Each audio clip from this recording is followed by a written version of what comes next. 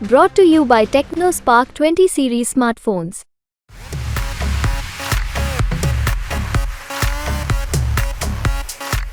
जी अर्पणा यादव को ले आते हैं, दूसरी तरफ से धर्मेंद्र यादव जी डिम्पल भाभी को लाते हैं। तो ये दोनों देवरानी जिठानी आपस में अपने अपने देवरों को जिताने की बात करते हैं। ऐसे में सबिया अंसारी उनकी बहन सीधे सीधे चलने को तैयार है और वो एक नंबर पे है कि क्या ये दोनों पार्टियां, जो भारतीय जनता पार्टी हो या समाजवादी पार्टी के लोगों को आजमगढ़ से कोई प्रत्याशी नजर नहीं आया। आजमगढ़ में दिलचस्प मुकाबला है भाजपा और साथ ही साथ सपा के बीच में, जहां पर सपा के ऊपर यह इस बार चुनौती है कि उपचुनाव में मिली हार को वह जीत में बदल दे। तो साफ तौर पर दिनेश लाल यादव निरहुआ के सामने चुनौती है कि वह अपनी जीत को बरकरार रखे जो उन्होंने उपचुनाव में हासिल किया हुआ था। लेकिन इन सब के बीच बसपा की जो एंट्री है वह अपने आप में बेहद दिलचस्प हो जाती है, क्योंकि यहाँ पर मुस्लिम यादव समीकरण काम करता है।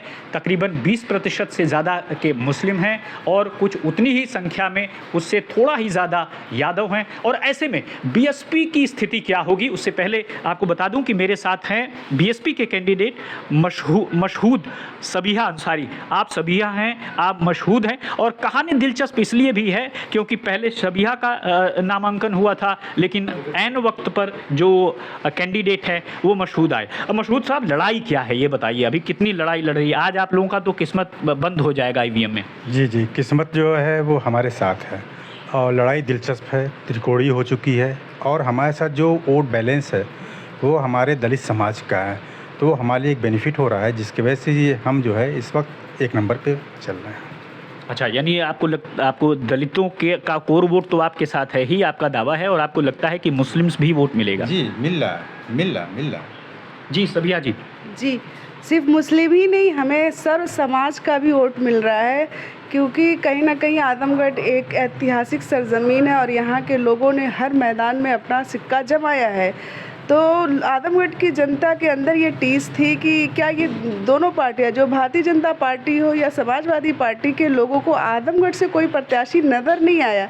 ऐसे में अगर बहन कुमारी मायावती जी ने आजमगढ़ का लोकल प्रत्याशी उतारा है, तो कहीं ना कहीं आजमगढ़ के नौजवानों में, यहाँ के जो लोग हैं उनमें एक खुशी है, और ये आजमगढ़ के मान सम्मान बचाने की और विकास की लड़ाई है। अच्छा मशहूद साहब, पिछली बार जब गुड्डू जमाली लड़े थे तो जो उपचुनाव है उसमें पूरा का पूरा समीकरण ही बदल गया और आपने देखा कि बीजेपी कैसे जीत गई।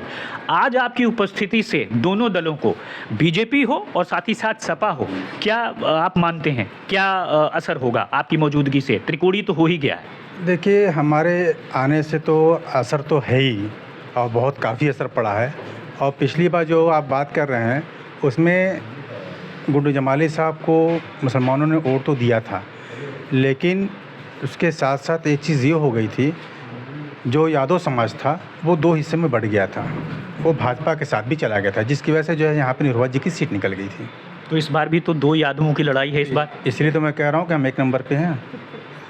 बिल्कुल, इसमें अभी मैं थी, मैदान में थी, तो लोगों ने देखा किस तरह से समाजवादी पार्टी का परिवार, अरे खास करके अखिलेश यादव जी का परिवार, एक तरफ से निरहुआ जी अर्पणा यादव को ले आते हैं, दूसरी तरफ से धर्मेंद्र यादव जी डिम्पल भाभी को लाते हैं। तो ये दोनों देवरानी जिठानी आपस में अपने अपने देवरों को जिताने की बात करते हैं।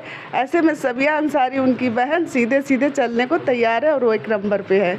चलिए, दावा है एक नंबर पर है, लेकिन कौन एक नंबर पर है, किसका खाता खोलेगा, किसका बंद हो जाएगा, और जनता के मन में क्या है, ये सब कुछ तय होगा 4 जून को, जब ईवीएम का रिजल्ट काउंट होगा। लेकिन साफ तौर पर मुकाबला बेहद दिलचस्प है, त्रिकोणीय हो चुका है। दो यादवों की लड़ाई में आपने देखा कि जहां पर मुस्लिम यादव समीकरण काम करता है, वहां पर मुस्लिम दलित समीकरण के साथ बसपा की एंट्री पूरी लड़ाई को त्रिकोणीय बना देती है। और दो यादवों की भिड़ंत में साफ तौर पर बीएसपी की उपस्थिति अपने आप में इस त्रिकोणीय करने को लेकर के जो है रिजल्ट को, वह बहुत तरीके से प्रभावित करती है। अब कितनी प्रभावित करती है ये तो 4 जून को ही पता चलेगा।